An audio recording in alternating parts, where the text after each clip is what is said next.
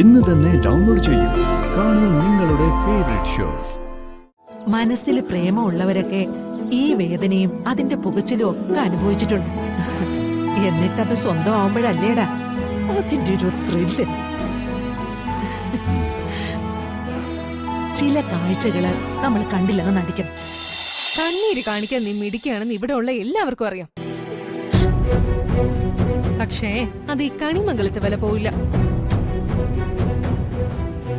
ഇനി മുതൽ വരുണിന്റെ മുമ്പിൽ നീ എങ്ങനെ പെരുമാറണമെന്ന് ഞാൻ പറഞ്ഞുതരാം. കൽപ്പന, അത് അമ്മയെ കരയിക്കാൻ ഇവൾക്ക് പറ്റും, പക്ഷേ എന്റെ മനസ്സിന് ഇവള് തൊടില്ല. അമ്മേ, നമുക്ക് വരുണിന്റെ ഭാവിയാ പ്രശ്നം. അവൻ ഒരുപാട് കാലം ജീവിക്കണ്ടേ, അതും സന്തോഷമായിട്ട് ജീവിക്കണ്ടേ.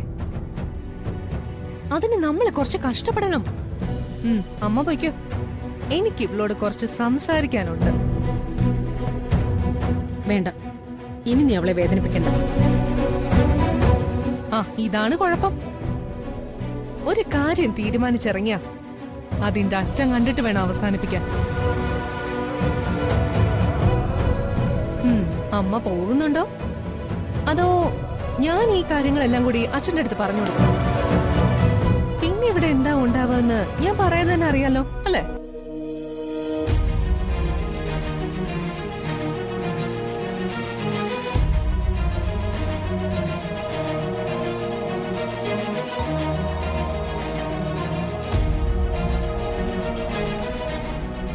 ഡി, പൂജാമുറിയിലിരുന്ന് നീ കരയുന്നതും പറയുന്നതും എല്ലാം ഞാൻ വ്യക്തമായിട്ട് കേട്ടതാ. മനസ്സിന്ന് എടുത്തങ്ങ് കളയാൻ പറ്റുന്നില്ലല്ലേടി. ഭാര്യയുടെ ധർമ്മം എന്തെന്ന് നീ പ്രിയങ്കി പഠിപ്പിക്കാറുണ്ടല്ലോ. കുടുംബത്തിലുള്ളവരോട് എങ്ങനെയാ പെരുമാറണ്ടെന്ന് നീ എനിക്ക് വരെ ഉപദേശം തന്നിട്ടുണ്ടല്ലോ. എന്നിട്ട് നീ പഠിച്ച കുടുംബം എന്താടി? ഇത്ര ഉള്ളടി നിന്റെയൊക്കെ കാര്യം. സൗകര്യം കിട്ടിയാലേ നീ ചിലപ്പോ അനിയത്തിയുടെ ഭർത്താവിനെ കയറി അങ്ങ് പ്രേമിക്കും. ഒത്ത കിട്ടിയാ നീ അവന്റെ കുഞ്ഞിനെ പ്രസവിക്കാൻ നോക്കും. നോക്കെടുത്ത് വളച്ച് എന്നെ എന്തെങ്കിലും പറയാൻ ഉദ്ദേശമുണ്ടെങ്കിൽ അമ്മയെ പോലെ ആയിരിക്കില്ല ഞാൻ. അടിച്ചു കൂട്ടി കൊന്നുകളയും ഞാൻ. ഇനി വരുണിന്റെ നേരെ ഒരു നോട്ട് നോക്കുമ്പോ പോലും ഈ പറഞ്ഞത് നിന്റെ മനസ്സിലുണ്ടാവണം. അല്ലാത്ത എന്തെങ്കിലും കാണിച്ചാണ്ടല്ലോ തെരുവിലായിരിക്കും ഞാൻ നിന്നെ കൊണ്ടുപോയി നിർത്തുന്നേ. അവിടെ നാട്ടുകാരുടെ മുന്നിൽ വെച്ച് അനുജത്തിയുടെ ഭർത്താവിനെ സ്വന്തമാക്കുന്നതിനുള്ള ശിക്ഷ എന്താണോ അത് ഞാൻ നിനക്ക് വാങ്ങിച്ചു തരും. പിന്നെ നിന്റെ അച്ഛനും അമ്മയും ജീവനോടെ ഉണ്ടാവില്ല, കേട്ടോടി.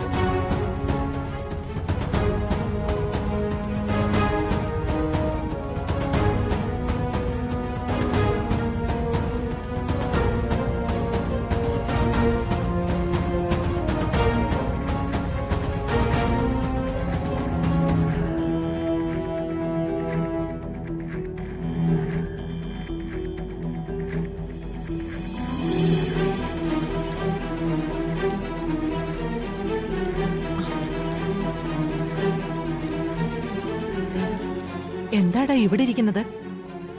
മുത്തശ്ശി പൊക്കോ, ഞാനേ ഒന്ന് തനിച്ചിരിക്കട്ടെ. എന്നോട് പറയാൻ പറ്റാത്ത അത്ര വിഷമം എന്താ നിന്റെ ഉള്ളിലുള്ളത്? ഇപ്പം ആരോടും പറഞ്ഞിട്ട് കാര്യമില്ല. എന്റെ മുന്നിൽ ഇനി രണ്ട് വഴികളേ ഉള്ളൂ. ഒന്നുകിൽ നിശബ്ദനായിട്ടെല്ലാം സഹിക്കുക, അല്ലെങ്കിൽ പിന്നെ എല്ലാം പൊട്ടിച്ചെറിയുക. എന്റെ തീരുമാനം രണ്ടാമത്തെയാ. രാധികയുടെ പെരുമാറ്റത്തിന്റെ പേരിലാണോ? രാധികയല്ല, അവളെ കൊണ്ട് സംസാരിപ്പിക്കുന്നവരെയാണ് എനിക്ക് ആവശ്യം. എനിക്ക് ഇഷ്ടമില്ലാത്തൊരു ജീവിതത്തിൽ എന്നെ നിർബന്ധിക്കുന്ന ആർക്കാ നേട്ടമെന്ന് എനിക്കറിയണം. ഏട്ടത്തിയുടെയും ചെറിയമ്മയുടെയും വാക്കിൽ അമ്മ കുടുങ്ങിപ്പോയത് എങ്ങനെയാണെന്ന് അറിയണം. അതിന് വൈകിയാൽ ശരിയാവില്ല.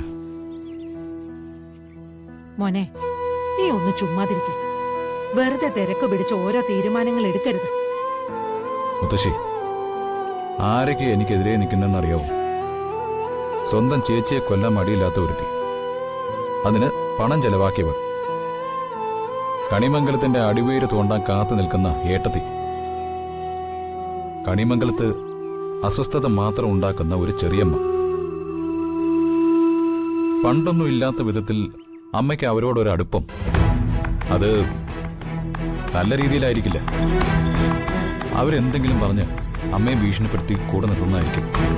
ഏയ്, അതൊക്കെ നിന്റെ വെറും തെറ്റിദ്ധാരണ. പത്മിനി അങ്ങനെ ഭീഷണിപ്പെടുത്താനൊന്നും അവർക്ക് പറ്റില്ല. പിന്നെ എന്തേ കാണുന്നു? നോക്ക്, ഒരുപാട് ഞാൻ നിന്നോട് പറഞ്ഞു തന്നു. നീ ഇഷ്ടപ്പെടുന്നത് ഒരു പാവം പെൺകുട്ടി. അവളുടെ ആ പാപത്തരം തന്നെയാ എല്ലാവരും മുതലെടുക്കുന്നത്. എടാ, രണ്ടുപേർക്ക് ഇടയിൽ ഒരു മതില് കെട്ടിയാല് അപ്പുറത്തും ഇപ്പുറത്തും നിൽക്കുന്നവർക്ക് വാശി കൂടുതലാവും. നീ ദേഷ്യം പിടിക്കുമ്പോഴും ആ വാശിയുണ്ട്, അവള് കരയുമ്പോഴും ആ വാശിയുണ്ട്. നിങ്ങളെ രണ്ടുപേരെയും മനസ്സുകൊണ്ട് ഞാൻ ഒന്നിച്ചു ചേർത്ത് വെച്ചത്. ഞാൻ ജീവിച്ചിരിക്കുമ്പോ ആരും നിങ്ങളെ പിരിക്കില്ല. മുത്തശ്ശിയുടെ വാക്ക് വിശ്വാസം ഉണ്ടെങ്കിൽ നീ എല്ലാം സഹിക്കാൻ തയ്യാറാവണം. അല്ലെങ്കിൽ നിന്റെ ഇഷ്ടം. അവിടെ ഇരിക്കുക. അതെ, സ്വസ്ഥത നഷ്ടപ്പെട്ട ഞാൻ മുത്തശ്ശിയോടല്ലാതെ വേറെ ആരോടാ പറയാറുള്ളത്? ആ, കാത്തിരിക്കല്ലേ. എന്നാലും ചില നേരത്ത് അതിന്റെ പേരാ പ്രേമം. മനസ്സിൽ പ്രേമമുള്ളവരൊക്കെ ഈ വേദനയും അതിന്റെ പുകച്ചിലും ഒക്കെ അനുഭവിച്ചിട്ടുണ്ട്. എന്നിട്ടത് സ്വന്തമാവുമ്പോഴല്ലേടാ അതിന്റെ ഒരു ത്രില്ല്. ചില കാഴ്ചകള് നമ്മൾ കണ്ടില്ലെന്ന് നടിക്കണം, ചില വാക്കുകള് കേട്ടില്ലെന്ന് നടിക്കണം. അത് ആരുടെ നാവിൽ നിന്നായാലും. കേട്ടോ?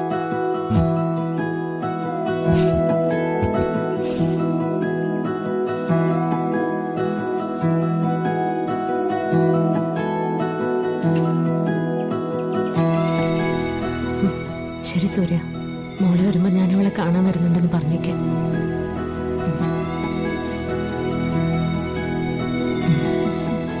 ആരാ വിളിച്ചെന്നറിയ എടുത്തി? മുമ്പൊരിക്കല് ഒരു സ്റ്റുഡിയോയിലെ റിസപ്ഷനിസ്റ്റ് എന്നെ കാണാൻ വരുമായിരുന്നു, ഓർമ്മയുണ്ടോ?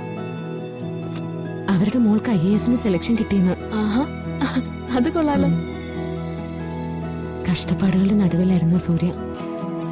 വലിയൊരു കുടുംബത്തിന്റെ ഉത്തരവാദിത്വം. കുഞ്ഞിനൊരു വയസ്സുള്ളപ്പോ ഭർത്താവ് അപകടത്തിൽ മരിച്ചു. കണ്ടു പഠിക്കേണ്ടത് അവളുടെ ജീവിതം. അതാ പോരാട്ടം എന്നൊക്കെ പറയുന്നത്. ഞാൻ പിന്നെ പലവട്ടം അവളെ കണ്ടിരുന്നു. എന്തെങ്കിലും സഹായം വേണമെങ്കിൽ പറയണമെന്നും പറഞ്ഞിരുന്നു. പക്ഷെ അവള് കൈ നീട്ടിയില്ല, സഹായം സ്വീകരിച്ചില്ല. പകരം 24 മണിക്കൂറും ജോലി ചെയ്തോളൂ. ഇനി അവൾക്ക് മകളെ ചേർത്ത് പിടിച്ച് ലോകത്തിന് കാണിച്ചു കൊടുക്കാലോ. ഒന്നുമില്ലാത്തൊരമ്മ ഇത്രയും ഉയരത്തിലേക്ക് നടന്നെത്തി.